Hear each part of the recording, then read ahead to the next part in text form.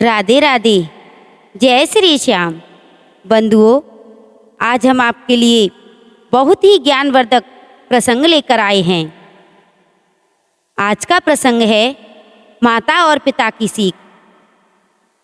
बंधुओं, माँ बाप हमारे जीवन में माँ बाप का बहुत ही अहम हिस्सा होता है और इनकी बात हमारे लिए, इनका आशीर्वाद हमारे लिए बहुत ज़रूरी होता है।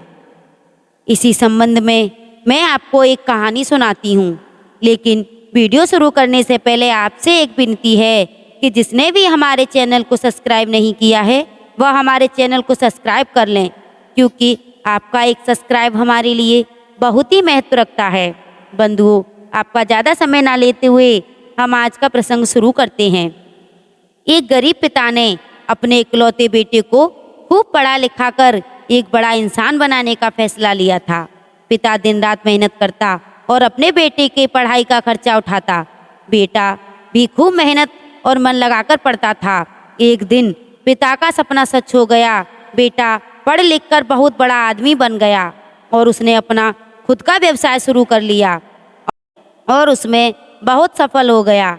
एक दिन बेटा अपने बड़े आलीशान ऑफिस में बैठा हुआ था, तभी उसके पिता उसके ऑफिस देखने आए। बेटा अपने ऑफिस की शानदार कुर्सी पर बैठा हुआ था। पिता को देख बेटा खुश हो गया और अपनी कुर्सी से खड़ा हो गया।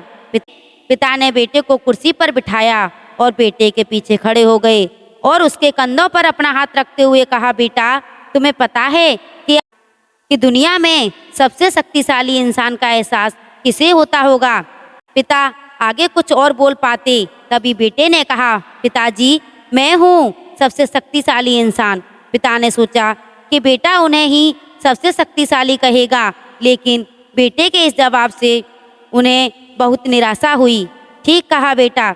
इतना कहते ही पिता बेटे के ऑफिस से जाने नहीं लगे थे कि एक बार और पीछे मुड़कर देखा। वही सवाल, बेटा तुम्हें अभी भी लगता है कि तुम सबसे शक्तिशाली हो?